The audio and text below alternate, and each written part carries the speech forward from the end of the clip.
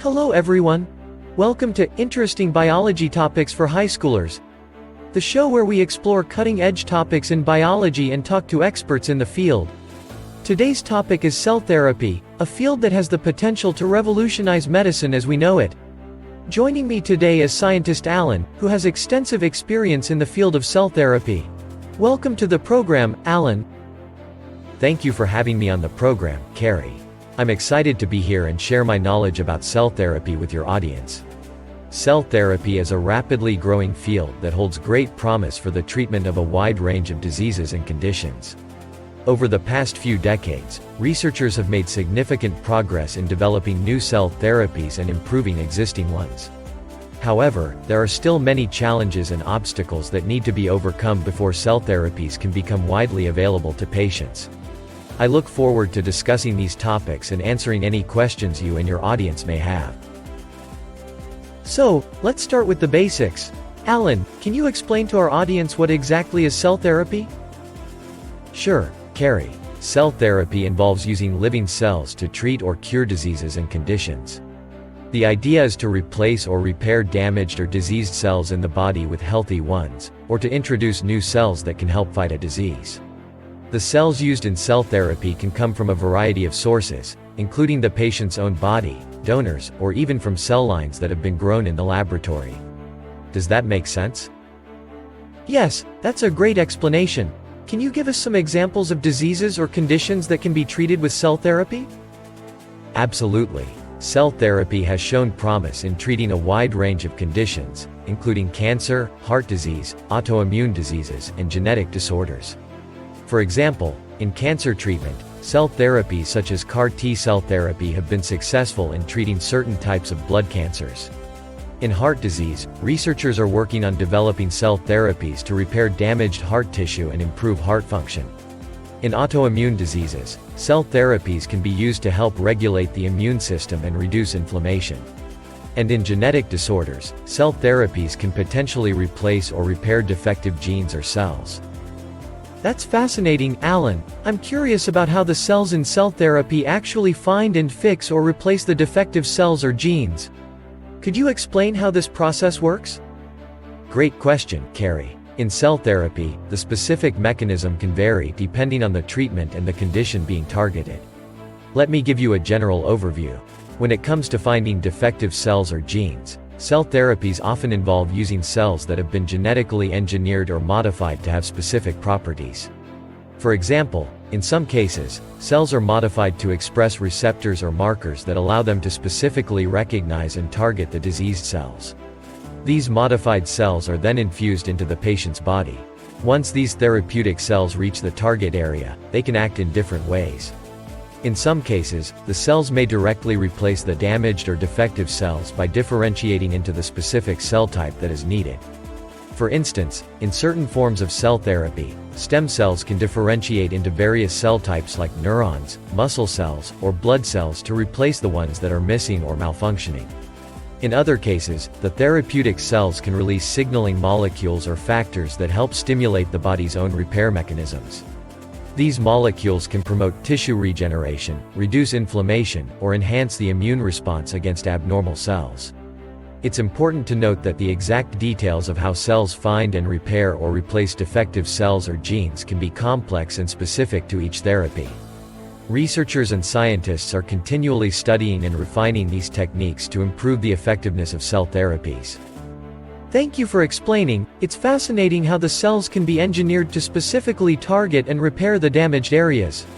Are there any challenges or limitations in this process that researchers are currently working to overcome? Absolutely, Carrie. While cell therapy shows great promise, there are still challenges and limitations that researchers are actively working to address. One challenge is ensuring the survival, integration, and long-term functionality of the therapeutic cells once they are introduced into the patient's body.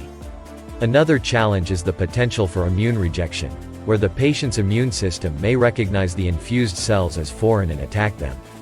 Researchers are exploring different strategies to overcome these challenges, such as optimizing cell delivery methods, enhancing cell survival, and developing techniques to modulate the immune response. Additionally, there are ongoing efforts to improve the specificity and precision of cell targeting to ensure that only the desired cells are affected and minimize potential off-target effects. Researchers are also exploring ways to enhance the scalability and cost-effectiveness of cell therapies, making them more accessible and widely available to patients. It's an exciting field with ongoing research and innovation, and scientists are continually working to address these challenges and refine cell therapy techniques for better outcomes. Thank you, Alan. It's incredible to learn about the complexities involved in cell therapy and the efforts being made to overcome the challenges. Before we go on a break, I have a couple more questions.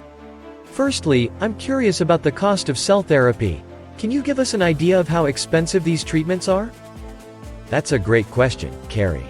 Currently, cell therapy treatments can be quite expensive, primarily due to the complexities involved in the development, manufacturing, and delivery of these therapies. Factors such as cell isolation, expansion, genetic modification, if applicable, quality control, and the specialized facilities required can contribute to the overall cost. Additionally, the individualized nature of some cell therapies, such as personalized immunotherapies, can also impact their cost. However, it's important to note that as research and technology progress, efforts are being made to improve the scalability and cost-effectiveness of cell therapies. Researchers and organizations are actively working on optimizing manufacturing processes, streamlining protocols, and exploring new approaches to reduce costs and make these therapies more accessible in the future. Thank you for the insight, Alan. My last question for now is regarding the availability of cell therapy in regular hospitals. Are these treatments widely accessible, or are they limited to specialized research or medical centers? Currently, cell therapy is more commonly available in specialized research and medical centers, as the field is still in its early stages and some therapies are in clinical trials. These centers have the expertise, resources, and facilities to develop and deliver cell therapies. However, as the field advances and more therapies receive regulatory approval, the goal is to make them more widely accessible in regular hospitals and clinics. Efforts are being made to establish manufacturing standards, regulatory guidelines, and infrastructure to support the broader implementation of cell therapies. This will help ensure that these treatments can reach a larger patient population in the future. It's an ongoing process, and collaborations between academia, industry, and healthcare providers are crucial to achieving widespread availability. Thank you, Alan, for providing such valuable insights into the world of cell therapy. It's been an enlightening discussion, and I appreciate you taking the time to share your knowledge with us today. The field of cell therapy holds tremendous promise for the future of medicine, with its potential to revolutionize the way we treat various diseases and conditions. From the use of stem cells to engineered immune cells, the possibilities are truly exciting. I hope this program has sparked curiosity among our viewers and inspired them to explore more about cell therapy. Remember, this is just the beginning, and there's much more to learn and discover in this rapidly evolving field. Thank you, Alan, for being a guest on today's episode of Interesting Biology Topics for High Schoolers. It was a pleasure having you here, and your insights on cell therapy have been truly enlightening. I'm sure our viewers have gained a deeper understanding of this exciting field. I hope to have you back in the future to discuss more captivating biology topics. Thank you, Carrie. It was a pleasure being a part of the program. I look forward to joining you again in the future. Goodbye and take care, everyone.